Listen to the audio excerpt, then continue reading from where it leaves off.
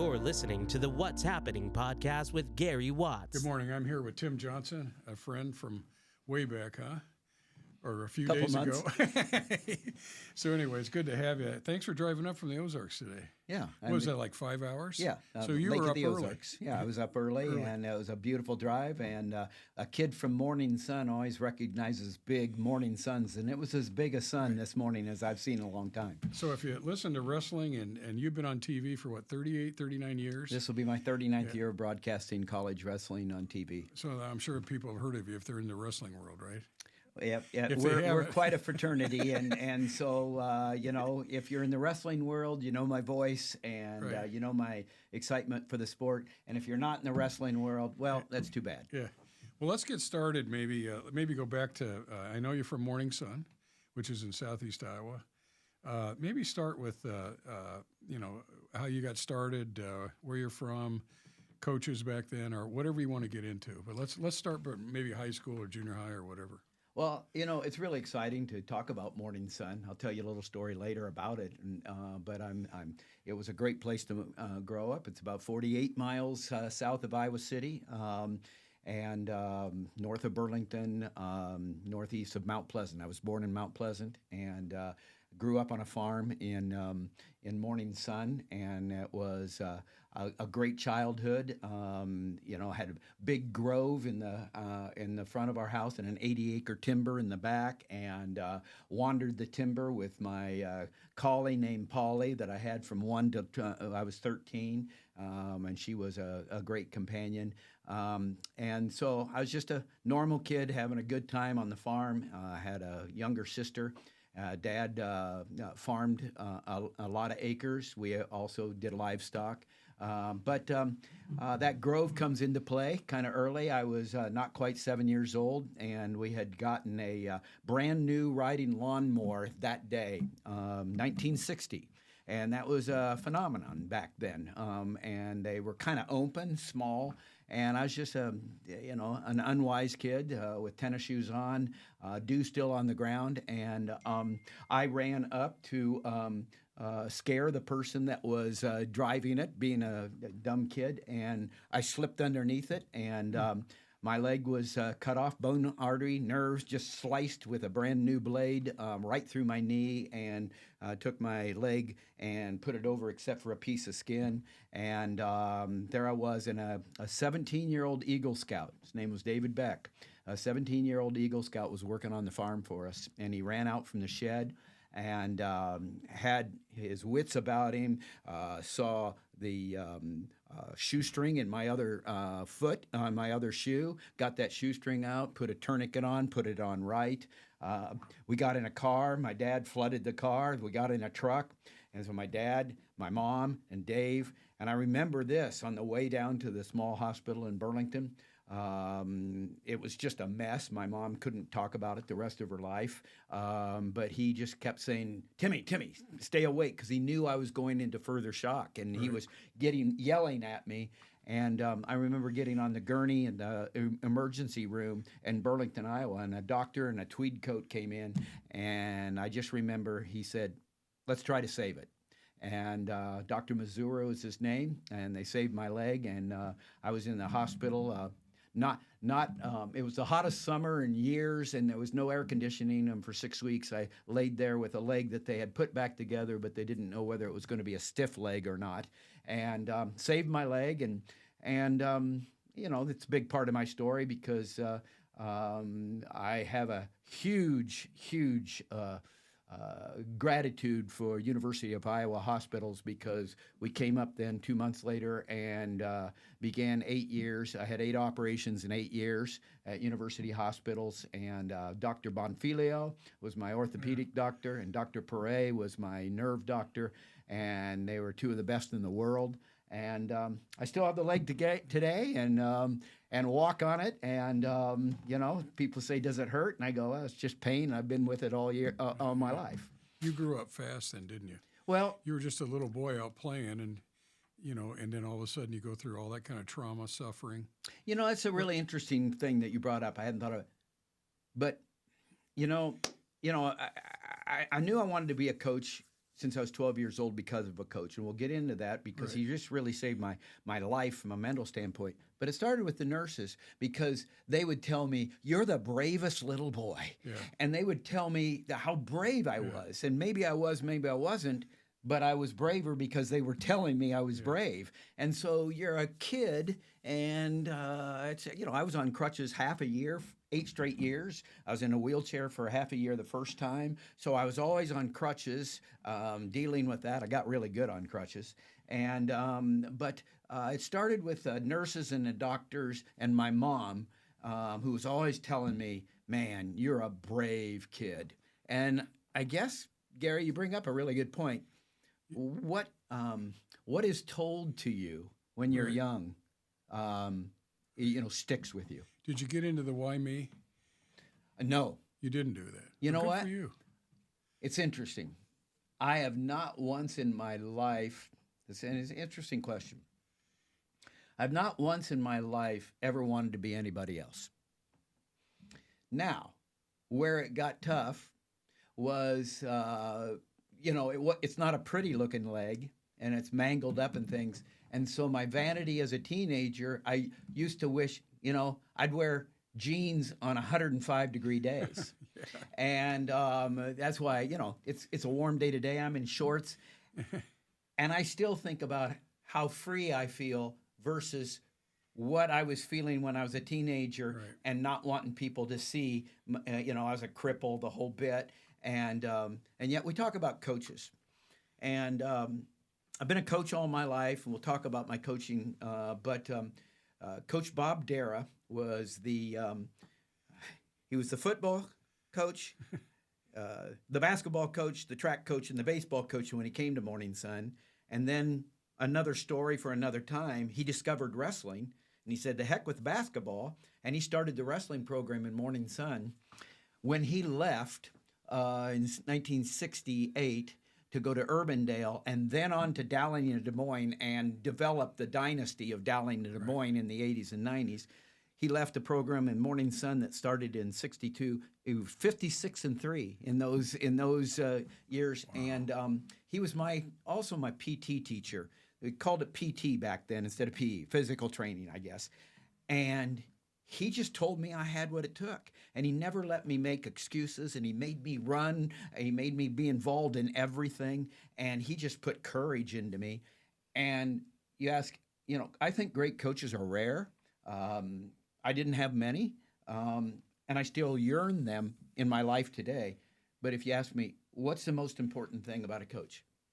When you know they're for you. He was for me.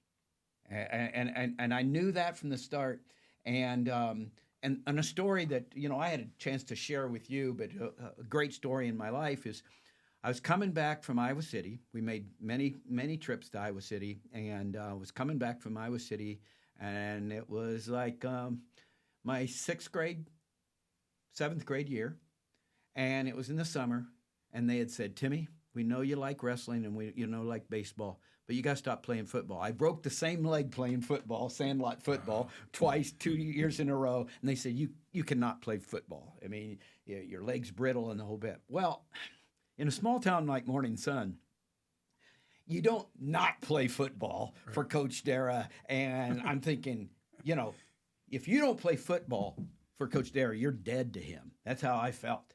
And he's my hero. He's the coach there. And so I had to go tell Coach Dara I couldn't play football. And we have summer baseball in Iowa. I remember right where we were. I saw him down the third base line, bean field behind him, the baseball field right there. I walked up to him. He was watching the high school game. And I said, "Coach?" And he says, "Yes, stud." I thought, "Oh, that's good," because I think that he's going to call me something a lot worse in front of everybody as soon as I tell him what I've got to tell him. I said, "Coach, doctor said I can't play football in high school." And he lifts his hand, and that's back when, we had paddles with holes in them in PE. Hey, touch your ankles, boom, boom. They wouldn't believe that today, and I thought maybe he's going to hit me. Yeah. And he put his hand on my shoulder.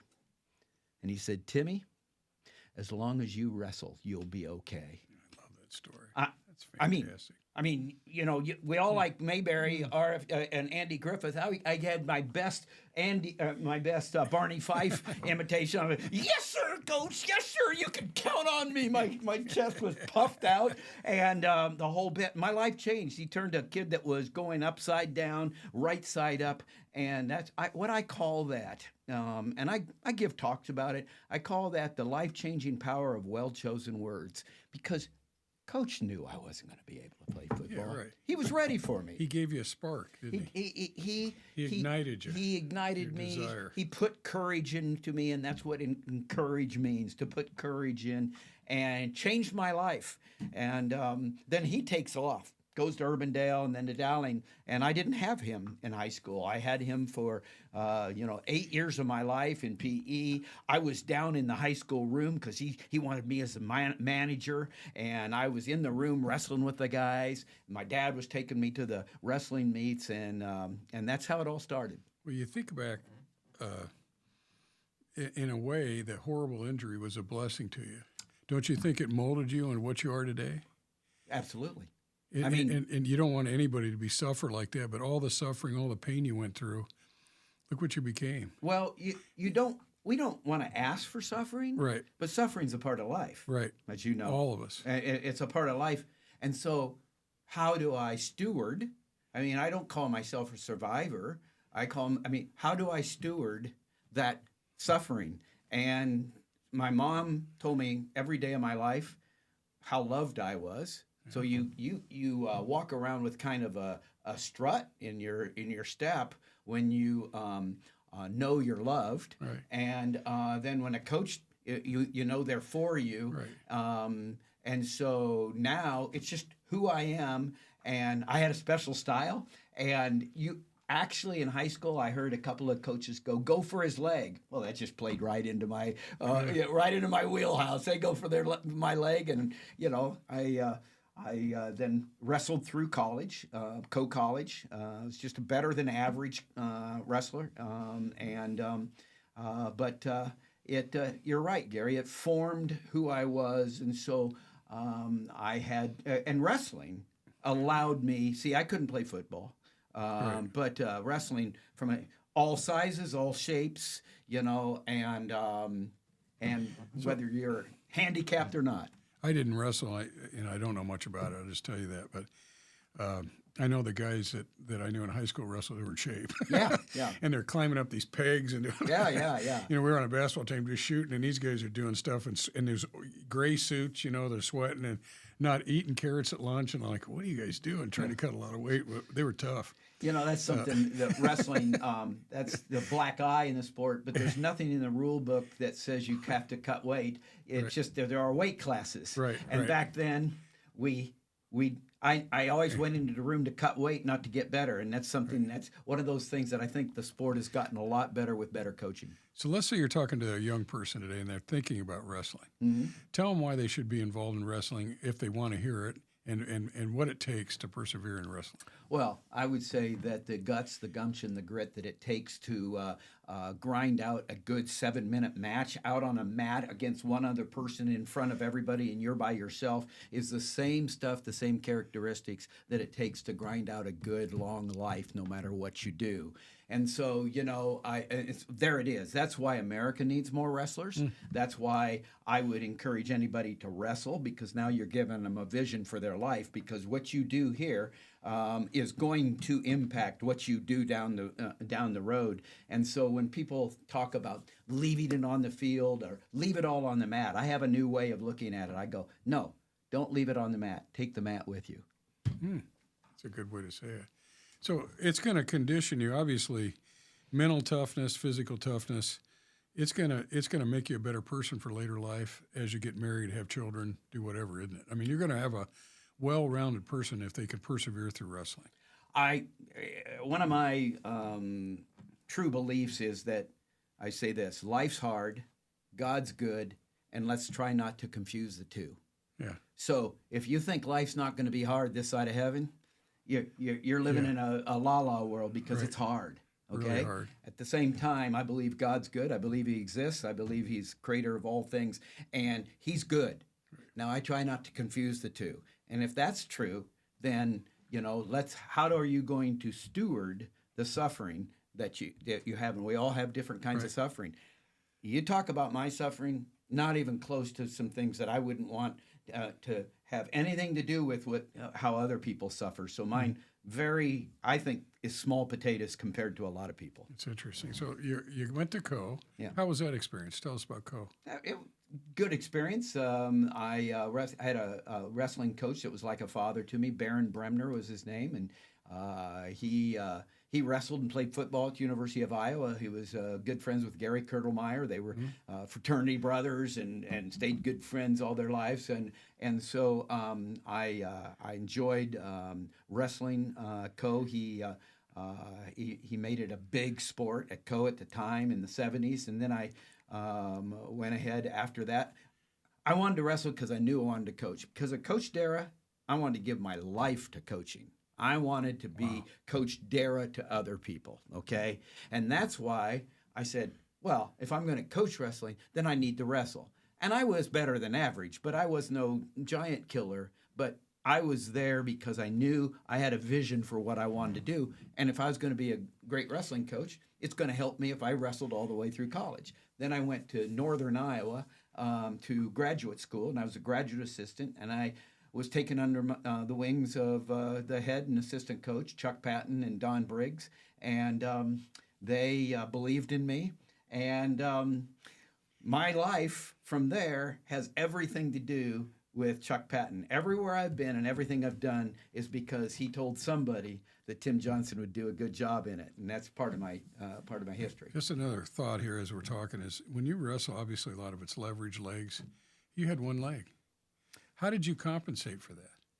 Upper body strength, way you moved yourself? I mean, because a lot of people, you're wrapping your legs around each other. I don't. I had, so I had some deficits, and so I had to navigate those, and I didn't get over some. I mean, Gary, I'm in better shape today at 71 than I was back then.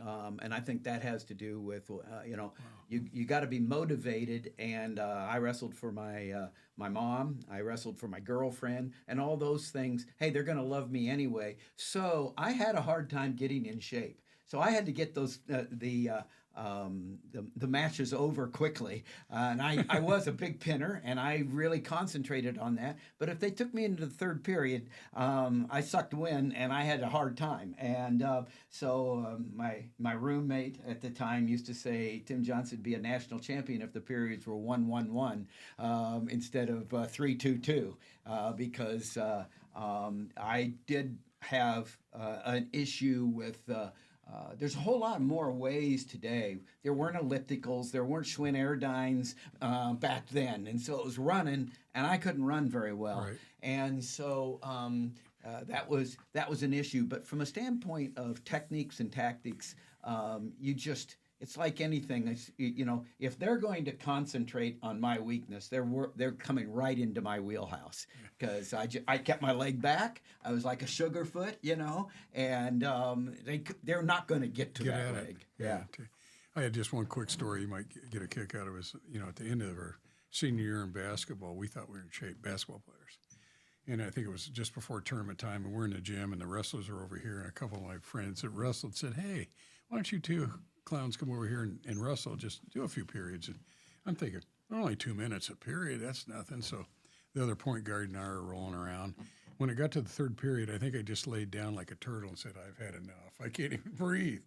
And I don't know if people realize what goes on in those periods of how exerting it is and what all you're thinking about doing and then throwing people around. It's definitely, you have to be extremely good shape. Incredible shape. Any elite athlete in any sport's going to have to be in great shape because I can tell you I can still feel my chest when I went and tried to run up and down a basketball court playing basketball. It's a different, and it hurt. Right. And I go on, wow, I'm not in basketball shape. Yeah. So it's just different shapes. Yeah, it is, but it was just kind of funny. You get a kick out, you think, oh yeah, I can do three periods. It's tough. After the first one, I was gassed, by the way. So let's get to Mount Vernon now. Is that your first head coaching wrestling job? Let's talk about Mount Vernon a little bit. So I'm looking for a wrestling coaching job after I get my master's at UNI. Okay, I got a call from Chuck Patton one day and said, "Hey, my former golf teammate is the principal and athletic director at Mount Vernon, Adrian Ringgold." And he goes, "That's a big job," he said, "and there's a lot of applicants, but hey, I know I can get you in there for an interview." And so, life's about relationships. And for some reason, and I know the reason, Baron Bremner calls him up because he was very much involved with Mount Vernon because he had gone from Cornell to Co., back to Cornell, and then ultimately back to Co. So Baron Bremner was famous in the sports world between Co and Cornell. And so I get chosen as no experience, a young guy going over, to enemy territory because Co and Cornell. I mean, what Cornell says about Co, if you can't go to college, go to Co. Yeah. And so I thought, this is, I'm going over to enemy territory. It's the biggest rivals. I was a little concerned. And so I end up being the head wrestling coach there. And how they say, great wrestlers make a coach look great. And my first wrestler, I was just talked to him this week. He's retired now. Randy Majors is his name. He had a very successful career, professional career, after being an state champion for me, undefeated the first year. And then he went on, was an All-American at Northern Iowa. And my first state champion is 64 years old, Gary. Wow. And then had Greg and Steve Randall, the Randall brothers. Greg was a four-timer, only the fifth in history of the state of Iowa, and Steve was a two-timer. And I had Paul Hufford of the Hufford family, and we just texted 2 nights ago because he's a Royals fan and I'm a longtime Yankees fan, and he lives in Kansas City, and he was saying "Go Blue," and I didn't even. I try not to rub it in after, as a Yankee fan, I've been a Yankee fan, I can tell that story. Because of laying in that bed in Burlington, Iowa, you only had the Saturday game of the week, and it was Dizzy Dean and Pee Wee Reese on CBS, and it was the Yankees every weekend. And so because of Mantle, Barris, and Mara, Berra, and Maris, I became a Yankee fan. And I remember right where I was when Bill Mazeroski for the Pittsburgh Pirates hit the home run in the bottom of the ninth to beat them in 1960. I was right at the Hills exit coming for an operation in Iowa City. And so been a long-time Yankee fan. I only bring that up because people say, you win all the time. Hey, we haven't won anything since 2009, and that's an eternity for a Yankee fan. But going back to Mount Vernon, so I had a lot of great kids. It's a great school, and had a lot of success there. And at the same time, then Chuck Patton was friends with the executive director of USA Wrestling, and said, "Tim, would you be interested in a national position with the U.S. Governing body?" And so I went from Mount Vernon to Stillwater, Oklahoma, and had the opportunity to be the national events director for USA Wrestling, which develops our Olympic team. And I had the opportunity to direct the Olympic Games in 1984, moved to L.A., lived out there, and directed the Olympic Games in 1984 for wrestling. But that wasn't the highlight of 1984. In 1984, I met a City High girl, an Iowa City High girl, on a blind date on April 7th. Here in Iowa City, and married her 3 months later on the Queen Mary, 2 weeks before the Olympics, and we just celebrated 40 years. And so you'd think the Olympics would be the highlight of '84, but I had one trumpet. Hey, let's go back to high school just real quick. You said Greg Randall, four-time state champion? Four-time state champion. Tell me a little bit about what you saw in him, how you coached him. What I mean, because to me that's amazing. That's just beyond amazing. He's a freshman going into Des Moines, and I mean, so what did you see? Did you see him as a young grade school, or was he just? He was. I mean, I'd heard that he was good. When I got there, he was in 8th grade, and I heard he was good. But the movie Seabiscuit, there was a famous line, and he said he's got that look in his eye. Said that about Seabiscuit. Greg Randall had that look in his eye. He always wanted to get better. He was always working to get better. He had a lot of natural talent, but he hated to lose, and he was the most coachable. He and his brother both, Steve, but he was as coachable as anybody that I ever had, and he didn't let distractions get in his way. So at the end of the day, if he was a basketball player and there was no time left and he was on the free throw line, he's the guy you'd want on the free throw line, because he wasn't thinking about what if I miss or what if I make. All he's thinking about is, I'm supposed to put that ball in there. All he was thinking about is, I'm supposed to take that guy down and try to pin him. And he really developed. It's interesting, revolutionized the sport back in 1979, because nobody had really utilized take him down, let him up, take him down, let him up, take him down, let him up. He was the first one to do it, and we had a guy that we knew we had to do that to in the state tournament, and I said, Greg, now listen, I want you to take him down. I don't want you holding him down more than a second. Let him go, push him away. And my point is, he was just, yes, sir, whatever you say, coach. And so he was coachable. But why do you let him up? To hit him again? And get 2 so points? 2 for 1. 2 for 1. 2 for 1. You just keep doing it. Yeah. You wear him out, well, bring him up and drop him again. And it was his strength, and people weren't used to doing that. And it was interesting. He had the #1 ranked kid in the quarterfinals, and he's 5'2". That kid's 5'7". We knew he was really good on the mat. And at the end of the day, I won't even say names, but the other coach was so mad at me, was yelling at me from across the mat because he'd never seen that before. And we won 24-7, something like that, because Greg didn't make the mistake of staying on the mat with him. Right. Didn't even try. He and could so get that beat was that way. Yes, yeah. So strategically, and then he went ahead and wrestled for Gable. And I was just, a friend of mine, Nick Hobbs, former coach at Regina when I was the coach at Mount Vernon. We wrestled together in Morning Sun. We wrestled together at Co.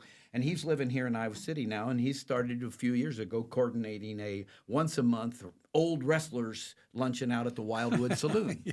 And so, Gable shows up, and Brad Smith, the winningest coach in the history of high school wrestling, Lisbon, Iowa City High, back to Lisbon, and now this year at Clear Creek. Oh, is he? Yeah, the head coach got deployed, so he said, I'll step in for another year, and he's tremendous. Well, they're all there, and so I had an opportunity to stop in a few weeks ago because I was coming through Iowa, and they asked me to talk about the year coming up for the college wrestling, and a couple of thoughts there, and we could go to Gable in a minute here. But definitely want to do that.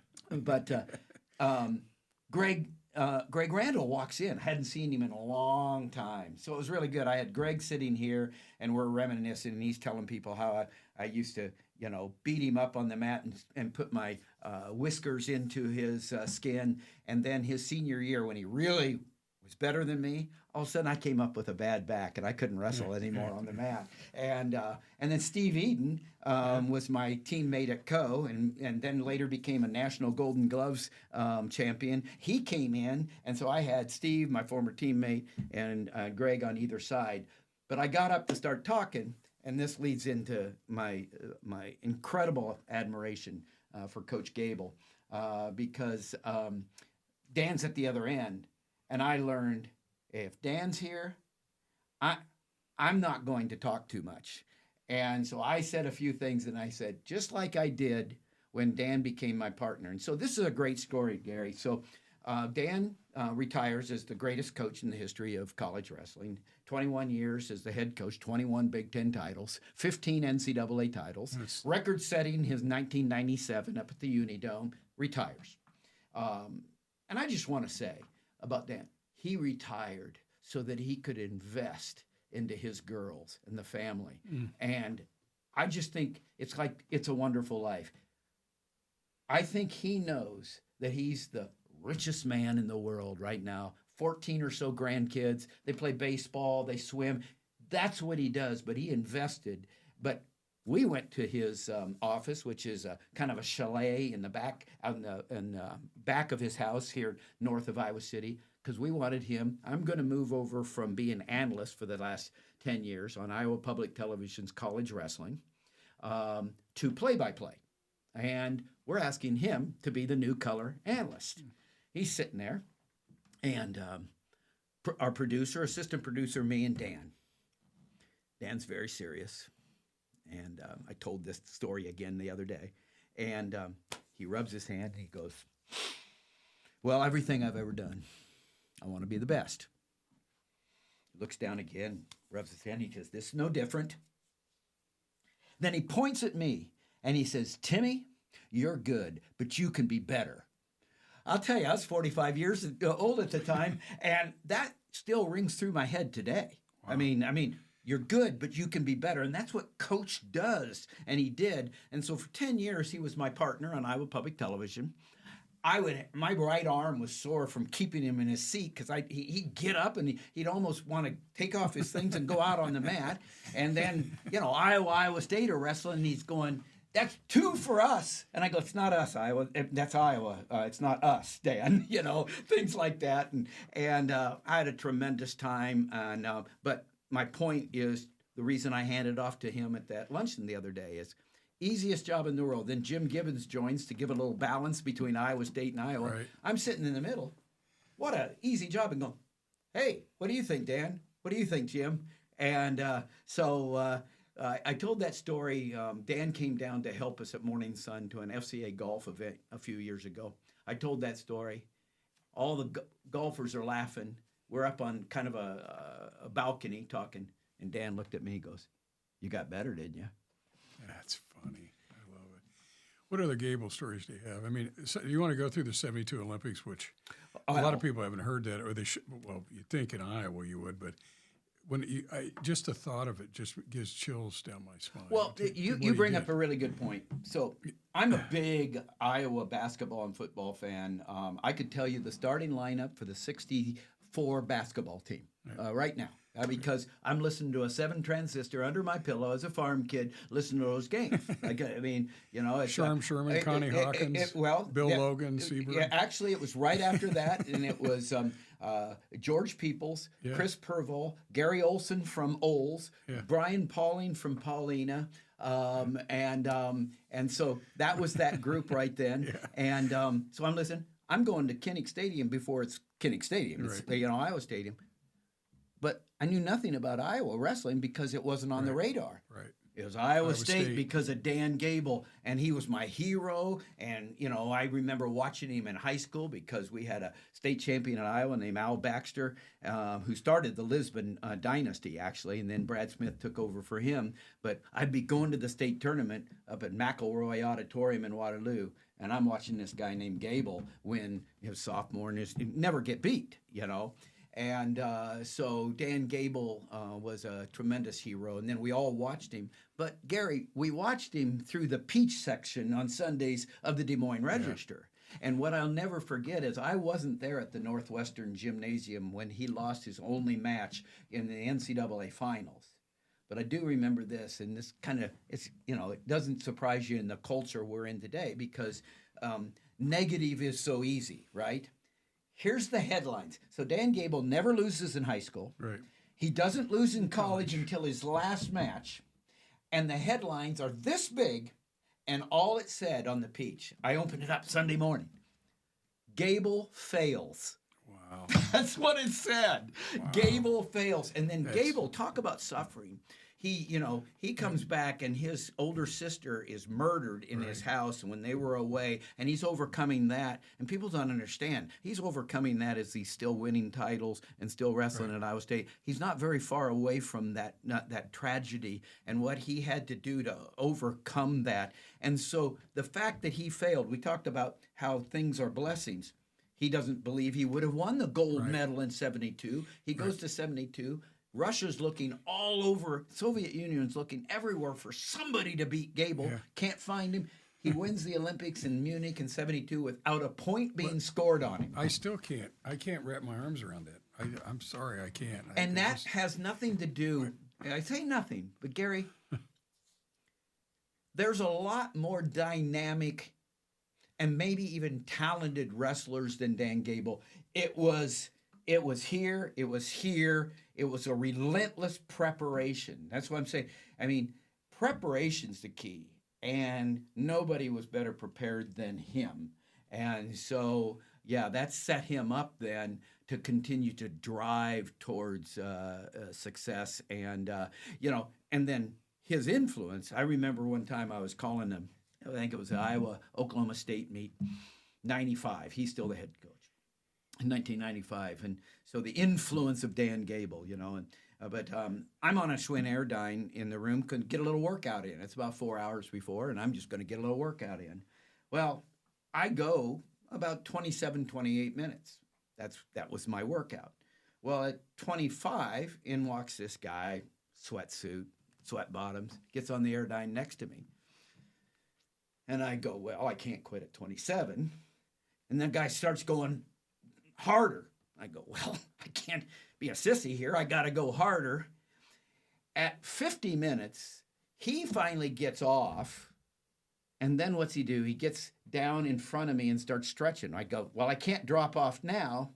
And I got to wait until he leaves. Well, it was Coach Gable who had come in for a workout, and I wasn't about, and I went more than 60 minutes just because of Dan Gable next to me. But it also says this, Gary, we're always better when we have somebody holding us accountable and pushing us, no matter what we do. Right. You were triathlons and running and a whole bit, but your training, if you had somebody to train with, it pushed you, right? Yeah, definitely. And you want to train with better people. You want to train with better people. Best, yeah. And if you're gonna get better. And Dan Gable's the best. And I had a lot of fun this last spring. My best friend in Champaign, Mark Johnson, was his longtime assistant. And Mark was the head coach at Illinois, and now he's retired. We're best friends. And he came by the garage. I had just gotten back into Champaign. He says, Gable's in town. Well, Dan's grandson is the starting second baseman for the Iowa baseball team. They were in town for the Iowa-Illinois series. And so Jim Heffernan, who was a national champion for him and the former Illinois coach too, Mark Johnson and I sat for 4 hours with Dan Gable on a 65-degree sunny day in a baseball game. And, life's about relationships. And here we are, a bunch of old men telling old stories and having a great time. It's fun. Didn't he wrestle his wrestlers, right? His own, as coach. Was there anybody he didn't beat? No. Maybe the Bannock brothers? No, I don't think so. No. They didn't really want to wrestle Dan. No, I mean, I'm not about to say there was anybody that could beat Dan. And if nothing else, he just wore you down. Yeah. No, that's great. I talked to somebody who wrestled him, and he said every move he had a counter move and knew exactly. It just was just hard to beat because there's so many things going on that obviously very strong. So, and he came out of Waterloo, didn't he? Yeah, didn't he West Waterloo. For head coach is Bob Siddons, and he had a tremendous high school coach. Right. And I learned a lot from Bob because I'd go to clinics that Bob was doing when I was a coach, and so Bob Siddons and Coach Darrow were out of the same cloth, and West Waterloo has quite a tradition, and So and then Dan helped me later. So my path went from from wrestling. I became the executive director of the Metropolitan YMCA's in Wichita, Kansas, and I cut my teeth on staff and board and fund development in business. But that's when I started doing the broadcasting too, because there had to be somebody that wasn't coaching. And Coach Patton called me up and said, "Hey, I'm not going to be broadcasting anymore," because he was broadcasting, the old wrestling coach from UNI. He's moving to the Pacific Northwest, and he said, "I told Doug Brooker, who's the producer for Iowa Public Television, that you'd do a good job," and handed to me, and that's how I started that, and so I started traveling back and forth doing that, and then I moved to Champaign, Illinois, to be the director of a national coaching education program for the largest publishing company in the world for sport and physical education, Human Kinetics Publishers, because coaches and athletes is what I was about. And then 3 years later, after never thinking about being in full-time Christian ministry all my life, I had had to be picked up out of my circumstances in Iowa. I was not a Christ follower when I was coaching in high school, and I was moved to Stillwater, Oklahoma. God, I call it my desert experience. Stillwater is appropriately named. There was nothing of interest to me. He got me by himself, and I walked into a church where a former athlete from Oklahoma State was the pastor, and I grew up in the church, but God allowed me to hear the truth of the gospel of Jesus Christ, and I surrendered my life to Him at 29 years old there, and then was discipled in the Navigator ministry, and was growing. My wife and I were growing in our faith, but I'd never thought about being in full-time Christian ministry. One day of my life, and a story for another time, I was called to be Illinois' first state director for the Fellowship of Christian Athletes, and where I'm going on this is then Dan Gable helped me. And then my good friend, Bob Bowlesby, was the athletic director, and he's one of my best friends. And he said, when we were talking about the NCAAs, he goes, the Super Bowl and the Final Four have FCA breakfast. Why can't we do it at the NCAA wrestling? And it was in Iowa City in 1995. And so Dan did some commercials for me, and Bob got me all set up, and we started what will be the 31st one coming up now this year. 500 attend every year in the midst of the battle, and we started this breakfast, and that turned into a worldwide ministry called FCA Wrestling that we got to start, and so I just retired from FCA after 30 years. I ended being the Midwest vice president over a 5-state area: Nebraska, Kansas, Iowa, Missouri, and Illinois.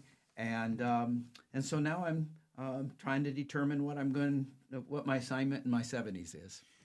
What age groups in FCA? What age kids? They our focus is if you want to zero in to and through the coach. We know who's coaching the kids, but who's coaching the coaches? So whether it's elementary, junior high, high school, or college, the focus is our staff are, leading the leaders on what's it mean to be a coach for Christ? What's it mean to know how to steward this opportunity you have with the young people? And if you're a Christ follower, to help them understand, what motivates you and what we believe is the truth to a great life.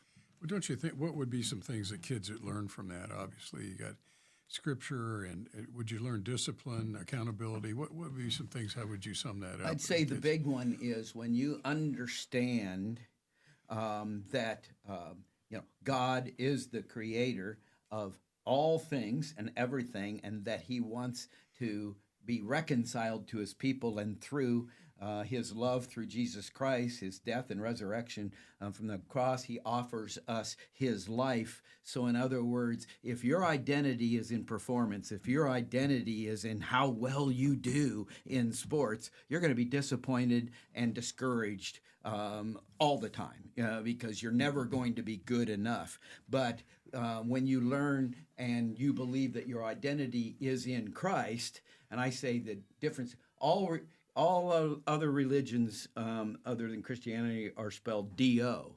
Christianity is spelled D-O-N-E, done. And because of what Christ did, He offers His life, and my identity is in Christ. I can't be more loved than I am today, win or lose. That allows you a freedom to be the best you can be when you know you're loved because of Christ and because of who you are, created in His image, versus how well you do. Now, I would contend that when you truly believe that your identity is firmly rooted in God, that you're going to be better at anything you do because you're free to do it, because it's not, you're not trying to perform to get approved. You got approved because of what Jesus did. Aren't you seeing a groundswell in FCA? There's a lot of kids in all the towns. It seems to me like it's growing. Well, it is growing. I mean, when I started, there were 179 staff in 1993. Now we have over 3,500 in 142 countries. Wow. And so we've grown from U.S. bordered to internationally. And so we are all over the world, and it is growing. Obviously, we're a very divided country, and there is an opportunity to have real truth, and I think people want to know truth. Yeah, that many foreign countries, I didn't know that. Yeah, yeah. That's fantastic. Well, what a neat thing that is, and I'm sure, I've heard a lot around just in this area how many kids are in each school that are involved in any sport. Boys or girls, right? It didn't matter what it is. And it started as a camp for a bunch of college guys in 1956 in Estes Park. It was a graduate assistant basketball coach at Oklahoma A&M. It's funny that I went to Stillwater. That's the birth. He said, you know what? If Major League Baseball players can use their likeness to promote cigarettes, why can't they use their influence to promote their faith in God? Yeah. And he had this idea, and it blossomed. It started with camps, and then they said, how do we keep the fire burning from the camps? Well, we started groups in the schools called huddles and camps. So one's studying the Bible and growing in your faith, and the other is coming together as a group because there's special things happen in camps. And Fellowship of Christian Athletes is needed more than ever, Gary. That's fantastic. I'm glad it's such a positive thing for kids to dive into that. Well, and the coaches. I mean, it's hard. It's hard, and so when you know your why, and when you're either coaching, and I learned this, you're either coaching for the reward that you can get, or you're coaching because of the responsibility that you have and the opportunity that you have to, build up your athletes. And there are both kinds. And when you go from, I was all about me early on as a young coach. And when you go from it being all about you to all about this incredible opportunity to steward these relationships and give these kids something to stand on, it makes your coaching experience so much better. I was talking this week at a men's leadership meeting, and one of the gentlemen was a coach for a long time around here, and he said I can't remember all three things he said that you want to be as a coach, but he said one of the neat things is, do you want to be coached by you? No, that was powerful. Good point. No, that's do you want to be coached by you? Yourself. How do you coach? Well, how would you like to coach yourself? That was a good one. That kind of stopped me for a second. So listen, I usually like to wrap up to three kind of deep questions that I think are heartfelt and however you want to look at it is hero, hardship, and highlights in your life. So however you want to start, but who was your hero? Well, as you look back. My ultimate hero is Christ for what he did for me. And I can start out, my first hero was Mickey Mantle.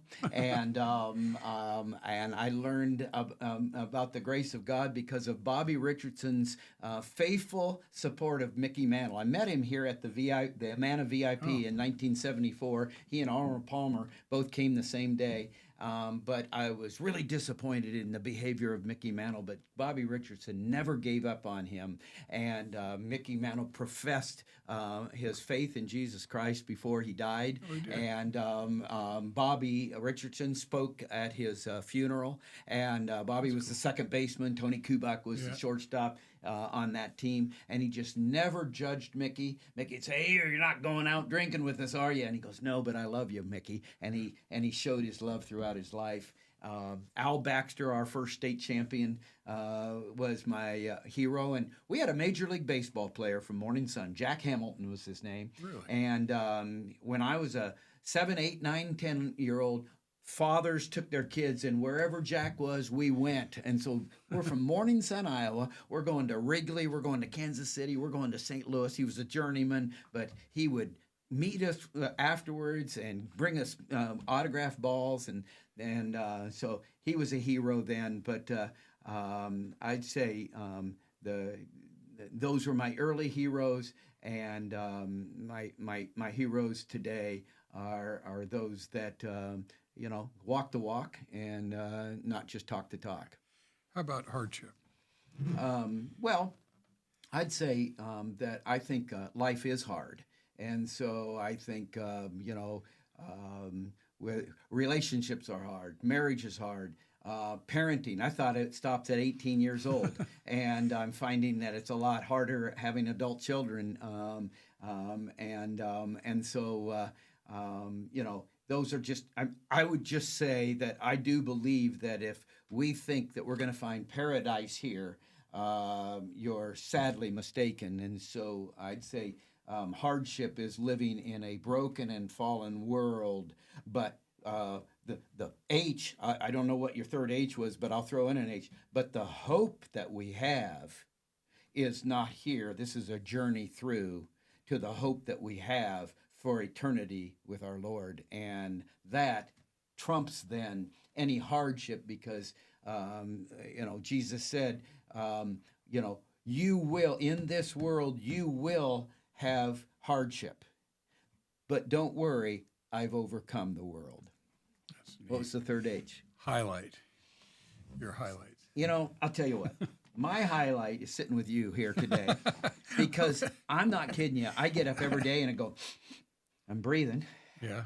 I got an opportunity, and I try to praise God no matter what's going on today, and I'm just thankful for the day. And so you and I are going to experience a fun weekend, because we had the opportunity to be on an FCA experience this summer up in Montana, and did some lake trout fishing and stream fly fishing. And I'd never done either, Gary. And don't forget, I saw the grizzly bear. And you saw a grizzly bear, and we're going to be with friends. And so I would say, I always say this, life's about relationships, and my hardships have to do with relationships, and my highlights have to do with relationships, and I'm thankful for our friendship. Great. Well, that's neat. Well, Tim, this has just been fantastic, and I enjoyed every second of this.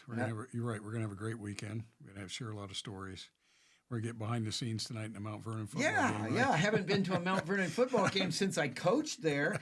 And so our friend, Eric Krob is the defensive coordinator. He was our host in Montana, in Whitefish, Montana. We're going to go up there and then get to join you for the Hawk game tomorrow. Go Hawks. And I guess we get a locker room talk tonight. Do we? Yeah, I guess we get in the locker room. We can hang around the sidelines, so it'll be kind of fun to be around the kids. Well, so. I will say this: the last thing,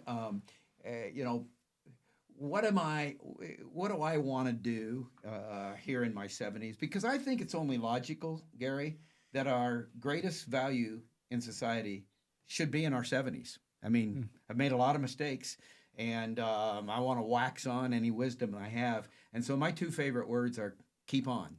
I want to encourage people to keep on, because the Christian life is not a sprint; it's a marathon. And so the most important thing we can do is keep on. And so that's my encouragement to you. I like that. Let's keep on. Let's do it. Thanks again, Tim. It's been fantastic. Thank you. Good to see you.